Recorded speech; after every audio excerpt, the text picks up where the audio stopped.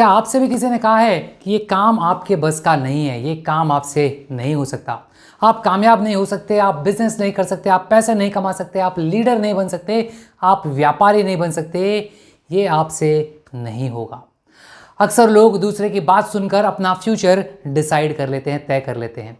क्या हमारी कीमत हमें किसी और से जानने की ज़रूरत है? क्या कोई दूसरा व्यक्ति हमारे बारे में सही सलाह दे सकता है? एक छोटी सी स्टोरी के माध्यम से अपनी बात को आगे समझाता हूँ।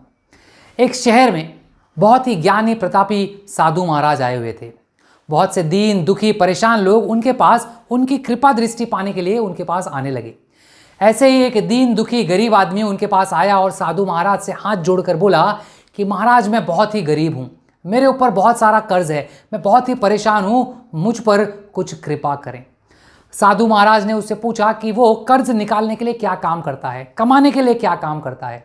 तो उस दुखी आदमी ने कहा कि महाराज, मेरे घर वाले, मेरे रिश्तेदार, मेरे पड़ोसी, मेरे सगे संबंधी सब कहते हैं कि मैं किसी लायक नहीं हूँ, मुझे कोई मजदूर का भी काम नहीं देगा, मैं बहुत परेशान हूँ, क्या करूँ।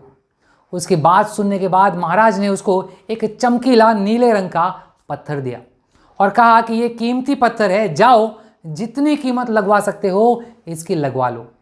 वो आदमी वहाँ से चला गया और उसने बेचने के इरादे से अपने जान पहचान वाले एक फल बेचने वाले एक फ्रूट सेलर के पास गया और उस पत्थर को दिखाकर उसकी कीमत उससे जाननी चाहिए। फल विक्रेता ने बोला कि मुझे लगता है कि ये एक नीले रंग का शीशा है, महाराज ने तुम्हें ऐसे ही दे दिया होगा। हाँ, ये सुंदर है, चमकदार दिखता है, तो मैं तुम्हें इसके 1000 रुपये दे दूंगा। वो आदमी निराश होकर अपने एक अन्य जान पहचान वाले के पास चला गया जो कि एक बर्तन का व्यापारी था। उसने उस व्यापारी को भी वो पत्थर दिखाया और उसे बेचने के लिए उसकी कीमत उससे जाननी चाहिए। बर्तन का व्यापारी बोला, ये पत्थर कोई विशेष रत्न है, मैं इसके तुम्हें 10,000 रुपये दे दूंगा। वो आदमी सोचने लगा कि इसकी कीमत और भी ज़्यादा होगी और ये सोचकर वो वहाँ से चला आया। उस आदमी ने इस पत्थर को अब एक सुनार को दिखाया। सुनार ने उस पत्थर को ध्यान से देखा और बोला, ये काफ़ी कीमती है, मैं इसके तुम्हें 1,00,000 रुपये दे दूंगा। वो आदमी अब समझ गया था कि ये बहुत ही अमूल्य है।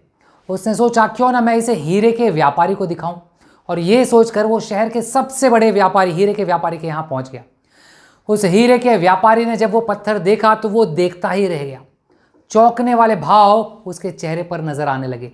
उसने उस पत्थर को माथे से लगाया और उस व्यक्ति को पूछने लगा कि तुम ये कहाँ से लेकर आए, ये तो बहुत ही अमूल्य है, यदि मैं अपनी पूरी संपत्ति बेच दूं तो भी इसकी कीमत नहीं चुका सकता। उस बंदे को साधु बाबा की प्लानिंग समझ आने लगी। वो लौटकर साधु महाराज के पास गया और सारी बातें उन्हें बताई। महाराज ने उस व्यक्ति को समझाया कि हमारी कीमत लोग अपनी खुद की हैसियत के हिसाब से ही लगाते हैं। इस कहानी का सारांश है कि हम अपने आप को कैसे आंकते हैं। क्या हम वो हैं जो दूसरे हमारे बारे में राय बनाते हैं? आपकी लाइफ अमूल्य है, आपके जीवन का कोई मोल नहीं लगा सकता है। आप वो कर सकते हैं जो भी आप अपने बारे में सोचते हैं। कभी भी दूसरों के नेगेटिव कमेंट से अपने आप को कम मत आंकिए।